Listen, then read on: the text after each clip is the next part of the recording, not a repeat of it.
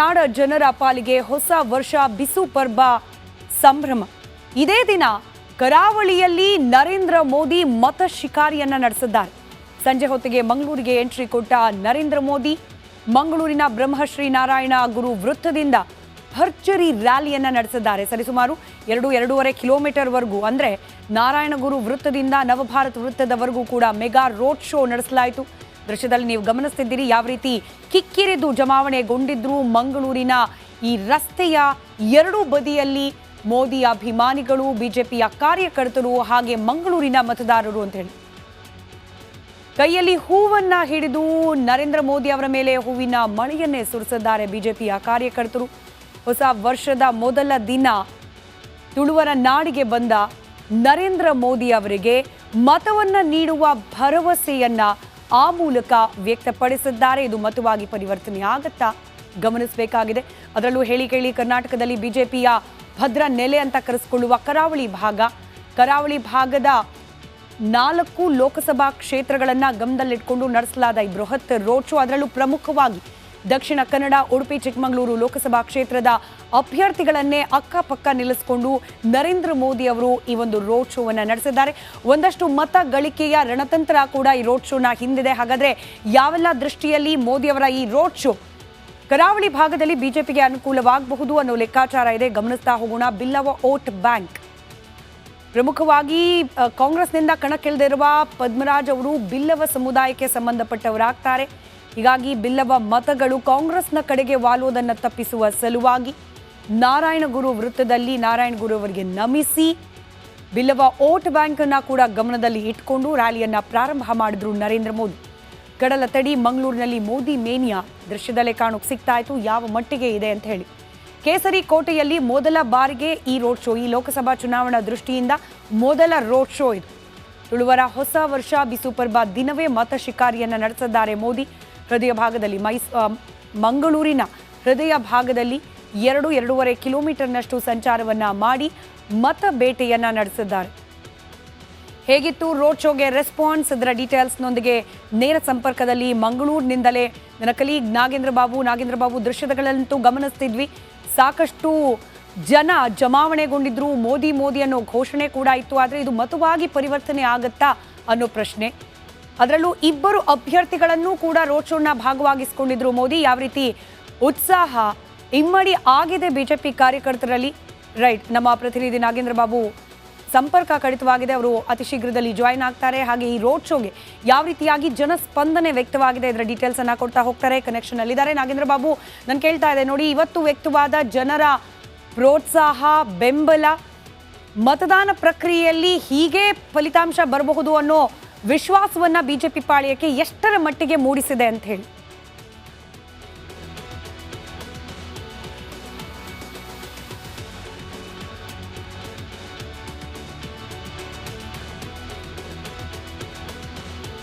Right, ಸರಿಸುಮಾರು 7:15 ಹೊತ್ತಿಗೆ road show ಪ್ರಾರಂಭವಾಯಿತು. 5 ನಿಮಿಷದ ಹಿಂದೆ, ಕಳೆದ ಒಂದು 5-10 ನಿಮಿಷದ ಹಿಂದೆ ಕೊನೆಯಾಗಿದೆ. ಸರಿಸುಮಾರು 1-1.5 ಗಂಟೆಗಳ ಕಾಲ ನಡೆದಂತಹ ರೋಡ್ ಶೋ, 1.5 ಗಂಟೆ ಕಾಲ ಕೂಡ ಕ್ರಮಿಸಿದ ಮಾರ್ಗದ ಉದ್ದಕ್ಕೂ ಕೂಡ ನರೇಂದ್ರ ಮೋದಿ ಅವರ ಮೇಲೆ ಹೂವಿನ ಮಳೆ ಸುರಿಸಿದ್ದಾರೆ ಕಾರ್ಯಕರ್ತರು. ಮೋದಿಯನ್ನು ಘೋಷಣೆಯನ್ನ ಕೂಗಿದ್ದಾರೆ. ಕಳೆದ ಬಾರಿ ಕೂಡ 2 ಮತಕ್ಷೇತ್ರಗಳಲ್ಲಿ ಬಿಜೆಪಿಗೇನೆ ಮತದಾರರು ಓಟನ್ನ ಹಾಕಿ ಗೆಲ್ಲಿಸಿದ್ರು. ದಕ್ಷಿಣ ಕನ್ನಡ ನಳಿನ್ ಕುಮಾರ್ ಕಟೀಲ್ ಅವರು ಸಂಸದರಾಗಿ ಆಯ್ಕೆಯಾದರೆ, ಉಡುಪಿ ಚಿಕ್ಕಮಗಳೂರಿನಿಂದ ಶೋಭಾ ಕರಂದ್ಲಾಜೆ ಅವರು ಆಯ್ಕೆಯಾಗಿದ್ರು. ಆದರೆ ಈ ಬಾರಿ ಇಬ್ಬರನ್ನೂ ಕೂಡ ಪಕ್ಕಕ್ಕೆ ಸರಿಸಿ ಕ್ಷೇತ್ರದಿಂದ ಹೊಸ ಅಭ್ಯರ್ಥಿಗಳಿಗೆ ಟಿಕೆಟ್ ಅನ್ನ ಕೊಟ್ಟಿದೆ ಬಿಜೆಪಿ. ಒಂದು ಕಡೆ ಆ ಮೂಲಕವೂ ಕೂಡ ಒಂದು ಬದಲಾವಣೆಯನ್ನ ತರಬೇಕು ಅನ್ನೋ ಪ್ರಯತ್ನ. ಇದೆಲ್ಲದಕ್ಕೂ ಕೂಡ ಯಾವ ರೀತಿ ಸ್ಪಂದಿಸಿದ್ದಾರೆ ಮಂಗಳೂರಿನ ಮತದಾರರು? ಡೀಟೇಲ್ಸ್ನೊಂದಿಗೆ ಲೈವ್ ಕನೆಕ್ಟೆಡ್ ಇದ್ದಾರೆ ನಾಗೇಂದ್ರ ಬಾಬು. ನನ್ನ ಧ್ವನಿ ಕೇಳಿಸ್ತಾ ಇದ್ರೆ ರೋಡ್ ಶೋ ಮುಗಿದಿದೆ, ಯಾವ ರೀತಿಯಾಗಿದೆ ಸದ್ಯಕ್ಕೆ ಮಾಹೋಲ್, ಏನ್ ಹೇಳ್ತಿದ್ದಾರೆ ಮಂಗಳೂರಿನ ಜನ?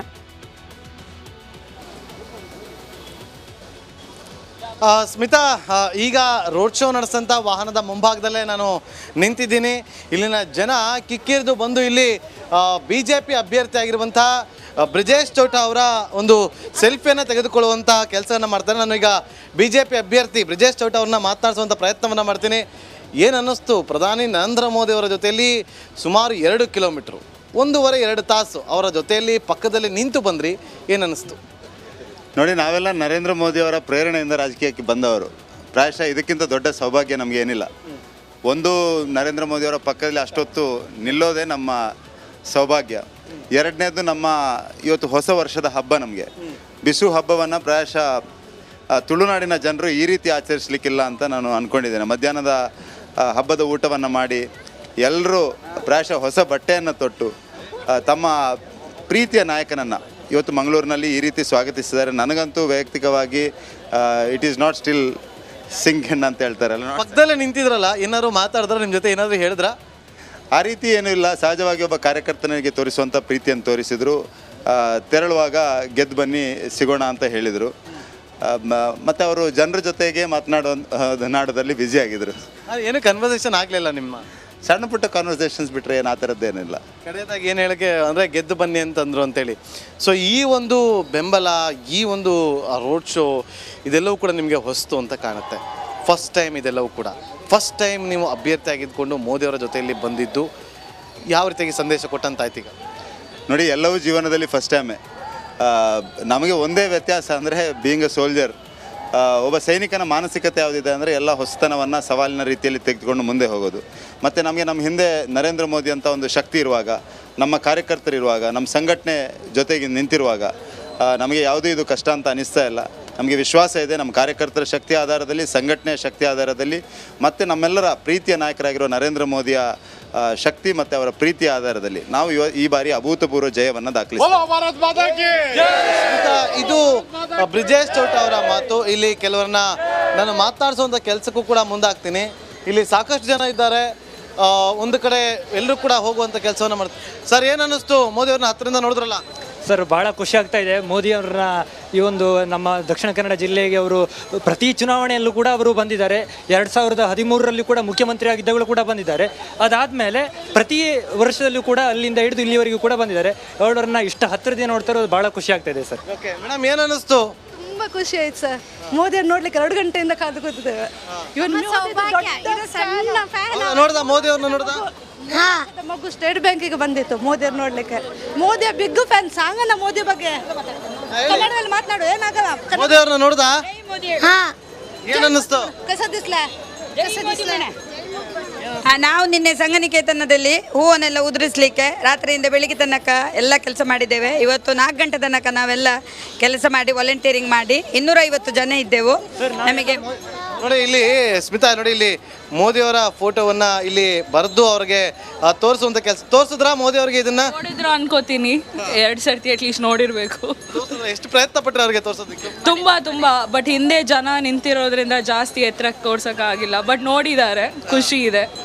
ಎಸ್. ಎಷ್ಟು ದಿವಸ ತಗೊಂಡ್ರಿ ಇದನ್ನ ಪ್ರಿಪೇರ್ ಮಾಡಿ? ಇದು 10 hours. 10 ಗಂಟೆ ತಗೊಂಡ್ರಿ ಇದನ್ನ ಪ್ರಿಪೇರ್ ಮಾಡೋದಕ್ಕೆ. ಸೊ ಸಾಧ್ಯ ಚಾನ್ಸ್ ಸಿಕ್ಕಿದ್ರೆ ನೀವು ಅವ್ರಿಗೆ ತಲುಪಿಸೋ ಕೆಲಸ ಮಾಡಿ. ಖಂಡಿತ. ಬಟ್ ಅದೇ ಯಾರಿಗೆ ಬೇಡ ಆ ಥರ ಚಾನ್ಸ್. ಬ್ರಿಜೇಶ್ ಚೌಟ ಕಸಿನ್ ನಮ್ದು, ಅಂದ್ರೆ ಅಕ್ಕನ ಮಗ ನಮ್ದು. ಏನ್ ಅನಿಸ್ತು ನಿಮ್ಗೆ ಎಲ್ಲ? ಸರ್, ಏನ್ ಅನಿಸ್ತು? ನಾವು ಮೋದಿ ಅಂದ್ರೆ ನಮಗೆ ಅಣ್ಣ ಇದ್ದ ಹಾಗೆ, ನಮ್ಮ ಪರಿವಾರ ಅವರು ಬಿಟ್ಟರೆ ನಾವು ಬೇರೆ ಯಾರಿಗೂ ಓಟ್ ಕೊಡೋದಿಲ್ಲ. ಅವರೇ ಸ್ಮಿತಾ, ಇಲ್ಲಿನ ಕರಾವಳಿಯ ಮಂದಿ ಇವತ್ತು ಅವ್ರಿಗೆ ಹಬ್ಬದ ದಿನ ಅವರೊಂದು ರೀತಿಯಲ್ಲಿ ಇದನ್ನ ಉತ್ಸವದ ರೀತಿಯಲ್ಲಿ ತೆಗೆದುಕೊಂಡು ಎಲ್ಲರೂ ಕೂಡ ವಿಜೃಂಭಣೆಯಿಂದ ಈ ಒಂದು ರೋಡ್ ಶೋವನ್ನ ಎಂಜಾಯ್ ಮಾಡಿದ್ರೆ ಅಂದ್ರೂ ಕೂಡ ತಪ್ಪಾಗೋದಿಲ್ಲ. ಜೊತೆಗೆ ಮೋದಿ ಅವರನ್ನ ಕಣ್ತುಂಬಿಕೊಂಡು ಬಹಳ ಖುಷಿಯಲ್ಲಿರುವಂಥ ದೃಶ್ಯಗಳು ಕೂಡ ಇಲ್ಲಿ ಕಂಡು ಬಂದ್ವಿ. ಜೊತೆಗೆ ನೋಡಿ, ಬ್ರಿಜೇಶ್ ಚೌಟ ಅವರು ಕೂಡ ಮಾತಾಡುವಂಥ ಸಂದರ್ಭದಲ್ಲಿ ಕಡೆಯದಾಗಿ ಗೆದ್ದು ಬನ್ನಿ ಅನ್ನುವ ಒಂದು ಸಂದೇಶವನ್ನು ಕೊಟ್ಟು ಹೋಗಿದ್ದಾರೆ ಅನ್ನುವ ಮಾತನ್ನು ಕೂಡ ರಿಪಬ್ಲಿಕ್ ಕಾರಣಕ್ಕೆ ಎಕ್ಸ್ಕ್ಲೂಸಿವ್ ಆಗಿ ಮಾತನಾಡಿದ್ದಾರೆ. Smita, right, thank you Nagendra Babu, ನಿಮ್ಮೆಲ್ಲ ಇನ್ಪುಟ್ಸ್. ಹಾಗೆ ಎಕ್ಸ್ಕ್ಲೂಸಿವ್ ಈ ರೋಡ್ ಶೋ ನಂತರದಲ್ಲಿ ಬ್ರಿಜೇಶ್ ಚೌಟ ಅವರ ಮೊದಲ ಪ್ರತಿಕ್ರಿಯೆಯನ್ನ ನಾಗೇಂದ್ರ ಬಾಬು ನಮ್ಮ ಪ್ರತಿನಿಧಿ ನಿಮ್ಮ ಮುಂದೆ ತಲುಪಿಸಿದ್ದಾರೆ. ಗೆದ್ದು ಬನ್ನಿ ಸಿಗೋಣ ಅನ್ನೋ ಸಂದೇಶವನ್ನ ಕೊಟ್ಟು ಹೋಗಿದ್ದಾರೆ ಮೋದಿ ಅವರು ಅಂತ ಹೇಳಿದ್ದಾರೆ ಬ್ರಿಜೇಶ್ ಚೌಟ ಅವರು. ಕರಾವಳಿಯ ಮತದಾರರು ಗೆಲುವಿನ ದಡವನ್ನ ತಲುಪಿಸ್ತಾರ ಚೌಟ ಅವರಿಗೆ? ಕಾದ್ ನೋಡೋಣ. ಇನ್ನು ಮಂಗಳೂರಿಗೆ ಬರೋಕ್ ಮುಂಚೆ ನರೇಂದ್ರ ಮೋದಿ ಅವರು ಎಂಟ್ರಿ ಕೊಟ್ಟಿದ್ದು ಮೈಸೂರು. ರಾಜ್ಯದ ಸಾಂಸ್ಕೃತಿಕ ನಗರಿ ಮೈಸೂರಿನಲ್ಲಿ ಅಬ್ಬರದ ಮತ ಶಿಕಾರಿಯನ್ನ ನಡೆಸಿದ್ರು. ಅದರಲ್ಲೂ ಮೈಸೂರಿನಲ್ಲಿ ಹೈಲೈಟ್ ಆಗಿದ್ದು ದೋಸ್ತಿ ಪಾಳೆಯದ ಶಕ್ತಿ ಪ್ರದರ್ಶನ. ಮಹಾರಾಜ ಕಾಲೇಜ್ ಮೈದಾನದಲ್ಲಿ ಬೃಹತ್ ಸಮಾವೇಶಕ್ಕೆ ನರೇಂದ್ರ ಮೋದಿ ಆಗಮಿಸಿದ್ರು, ಗ್ರ್ಯಾಂಡ್ ಎಂಟ್ರಿ ನೀಡಿದ್ರು. ಆ ಸಂದರ್ಭದಲ್ಲಿ ಮೈಸೂರು ಪೇಟ ಶಾಲ್ ಹಾಕಿ ನರೇಂದ್ರ ಮೋದಿ ಅವರನ್ನ ಬರಮಾಡಿಕೊಂಡ್ರು. ದೃಶ್ಯ ಗಮನಿಸ್ತಾ ಇದ್ದೀರಿ. ದೇವೇಗೌಡರು ಶಾಲ್ ಹೊತ್ತಿಸಿದ್ರು. ನಂತರದಲ್ಲಿ ನರೇಂದ್ರ ಮೋದಿ ಅವರಿಗೆ ಸೀತಾರಾಮನ ವಿಶೇಷವಾದ ವಿಗ್ರಹವನ್ನ ಉಡುಗೊರೆಯಾಗಿ ನೀಡಲಾಗಿದೆ. ಅಂಬೇಡ್ಕರ್ ಜಯಂತಿ ಹಿನ್ನೆಲೆಯಲ್ಲಿ ಸಂವಿಧಾನ ಶಿಲ್ಪಿ ಅಂಬೇಡ್ಕರ್ ಅವರ ಫೋಟೋವನ್ನು ಕೂಡ ನೀಡಿ ಗೌರವಿಸಲಾಗಿದೆ. ಇನ್ನು ಇದೇ ಒಂದು ವೇದಿಕೆಯಲ್ಲಿ ಮೈಸೂರಿನ ಮಹಾರಾಜ ಕಾಲೇಜಿನ ವೇದಿಕೆಯಲ್ಲಿ ಅಬ್ಬರದ ಭಾಷಣವನ್ನು ಮಾಡುವ ಮೂಲಕ ಇಂಡಿ ಮೈತ್ರಿಕೂಟ ಅದರಲ್ಲೂ ನೇರವಾಗಿ ಕಾಂಗ್ರೆಸ್ ಮೇಲೆ ಅಟ್ಯಾಕ್ ಮಾಡಿದ್ದಾರೆ. ನರೇಂದ್ರ ಮೋದಿ ಅವರ ಭಾಷಣದ ಹೈಲೈಟ್ಸ್ ಅನ್ನು ಗಮನಿಸ್ತಾ ಹೋಗೋಣ. ದೇಶ ಒಂದಾದ ರಾಮ ಮಂದಿರದ ಪ್ರತಿಷ್ಠಾಪನೆಗೆ ಇಡೀ ದೇಶವೇ ಒಗ್ಗಟ್ಟಿನಿಂದ ಕಣ್ತುಂಬಿಕೊಂಡಂತಹ ಅಯೋಧ್ಯೆಯ ರಾಮ ಮಂದಿರದಲ್ಲಿ ನಡೆದ ಬಾಲಲಲ್ಲನ ಪ್ರಾಣ ಪ್ರತಿಷ್ಠಾಪನೆ ಕಾರ್ಯಕ್ರಮಕ್ಕೆ ಇಂಡಿ ಮೈತ್ರಿಕೂಟದ ಸದಸ್ಯರು ಗೈರಾಗಿದ್ರು. ಇದನ್ನ ಮತದಾರರು ಗಮನಿಸಬೇಕು ಅಂತ ಹೇಳೋ ಮೂಲಕ ಇಂಡಿ ಮೈತ್ರಿಕೂಟಕ್ಕೆ ಅದರಲ್ಲೂ ಕಾಂಗ್ರೆಸ್ಗೆ ಆಮಂತ್ರಣವನ್ನು ನೀಡಿದ್ರು ಕೂಡ ಅದನ್ನು ನಿರಾಕರಿಸಿತು ಕಾಂಗ್ರೆಸ್. ಭಾರತ ವಿಶ್ವದ ಸಂಶೋಧನಾ ಕ್ಷೇತ್ರದ ಹಬ್ ಆಗಲಿದೆ ಅಂತ ಕೂಡ ತಮ್ಮ ಮಾತಿನ ಮಧ್ಯೆ ಪ್ರಸ್ತಾಪ ಮಾಡಿದ್ರು ನರೇಂದ್ರ ಮೋದಿ ಅವರು. ಒಂದು ಕಡೆ ರಾಮ ಮಂದಿರದ ವಿಚಾರವನ್ನು ಪ್ರಸ್ತಾಪ ಮಾಡಿ ಭಾವನಾತ್ಮಕವಾಗಿ ಮತದಾರರನ್ನು ಸೆಳೆಯುವ ಪ್ರಯತ್ನ, ಅದೇ ಭಾವನೆ ಕಾಂಗ್ರೆಸ್ನ ವಿರುದ್ಧವಾಗಿ ನಿಲ್ಲುವ ರೀತಿಯ ಭಾಷಣದ ಪ್ರಯೋಗ. ಇದರ ನಡುವೆ ಕೇವಲ ಭಾವನಾತ್ಮಕವಾಗಿ ಮಾತುಗಳನ್ನಾಡಿದ್ರೆ ಸಾಕು ಹೋಗೋದಿಲ್ಲ, ಪ್ರಗತಿ ಅಭಿವೃದ್ಧಿ ಆ ನಿಟ್ಟಿನಲ್ಲೂ ಕೂಡ ತಮ್ಮ ಭಾಷಣದಲ್ಲಿ ಕೆಲ ವಿಚಾರಗಳನ್ನು ಪ್ರಸ್ತಾಪ ಮಾಡಿದ್ರು. ವಿಶ್ವದ ಸಂಶೋಧನಾ ಹಬ್ಬಾಗಿ ಬೆಳೀತಾ ಇದೆ ಭಾರತ. ಮುಂದಿನ 2047ರ ಕನಸಿಗಾಗಿ ಇನ್ನು ಮುಂದೆ 24 ಗಂಟೆ ದಿನದ 24 ಗಂಟೆ ಕೂಡ ದುಡಿತೇನೆ ಅನ್ನೋ ಭರವಸೆಯನ್ನು ನೀಡಿದ್ದಾರೆ. ಕರ್ನಾಟಕದಿಂದ ನೂರಾರು ಕೋಟಿ ಕಪ್ಪು ಹಣ ರವಾನೆ ಆಗ್ತಾ ಇದೆ. ಬೇರೆ ಬೇರೆ ಭಾಗದ ಚುನಾವಣೆಗಳಿಗೆ 10 ವರ್ಷದ ಹಿಂದೆ ತಂತ್ರಜ್ಞಾನ ಕ್ಷೇತ್ರದಲ್ಲಿ ಭಾರತ ಹಿಂದಿತ್ತು, ಆದರೆ ಇವತ್ತು ವಿಶ್ವ ಗುರುವಾಗಿ ಮುನ್ನುಗ್ತಾ ಇದೆ. ಭಾರತ ಸಂಶೋಧನೆಯ ಹಬ್ಬಾಗಿ ಹೊರಹೊಮ್ತಾ ಇದೆ. ಇದು ಮತ್ತಷ್ಟು ಪ್ರಗತಿಯನ್ನು ಕಾಣಲಿದೆ ಅಂತ ಹೇಳಿ ಮೋದಿ ಪ್ರಸ್ತಾಪ ಮಾಡಿದ್ದಾರೆ. ಇನ್ನು ಪ್ರವಾಸೋದ್ಯಮ ವಿಚಾರದಲ್ಲೂ ಕೂಡ ಭಾರತ ಮೊದಲಿಗೆ ಪ್ರವಾಸೋದ್ಯಮ ಕ್ಷೇತ್ರದಲ್ಲಿ ಹೆಚ್ಚಾಗಿ ಗಮನ ಸೆಳೆದಿರಲಿಲ್ಲ. ಅದರಲ್ಲೂ ವಿಶೇಷವಾಗಿ ಇತ್ತೀಚಿನ ದಿನಗಳಲ್ಲಿ ಜಾಗತಿಕ ಮಟ್ಟದಲ್ಲಿ ಪ್ರವಾಸೋದ್ಯಮದ ದೃಷ್ಟಿಯಿಂದಲೂ ಕೂಡ ಭಾರತ ಗಮನ ಸೆಳೀತಾ ಇದೆ. ಅದರಲ್ಲೂ ಕರ್ನಾಟಕ ಪ್ರವಾಸೋದ್ಯಮದ ಮ್ಯಾಪ್ನಲ್ಲಿ ಕರ್ನಾಟಕ ತನ್ನದೇ ಆದ ಸ್ಥಾನವನ್ನು ಪಡೆದುಕೊಂಡಿದೆ ಅಂತ ಹೇಳಿದ್ರು. ಅದರಲ್ಲೂ ಮೈಸೂರು, ಹಂಪಿ, ಬಾದಾಮಿಯಂತಹ ಪಾರಂಪರಿಕ ತಾಣಗಳು ಪ್ರವಾಸೋದ್ಯಮ ಕ್ಷೇತ್ರಗಳಾಗಿ ಬೆಳೀತಾ ಆ ಮೂಲಕ ಆಯಾ ಸ್ಥಳೀಯ ಮಟ್ಟದಲ್ಲಿ ಆರ್ಥಿಕತೆ ಕೂಡ ಉತ್ತೇಜನಗೊಂಡು ಅಭಿವೃದ್ಧಿಯ ಪಥದತ್ತ ಸಾಗ್ತಾ ಇದೆ ಅನ್ನೋದನ್ನು ಪ್ರಸ್ತಾಪ ಮಾಡಿದ್ದಾರೆ ನರೇಂದ್ರ ಮೋದಿ.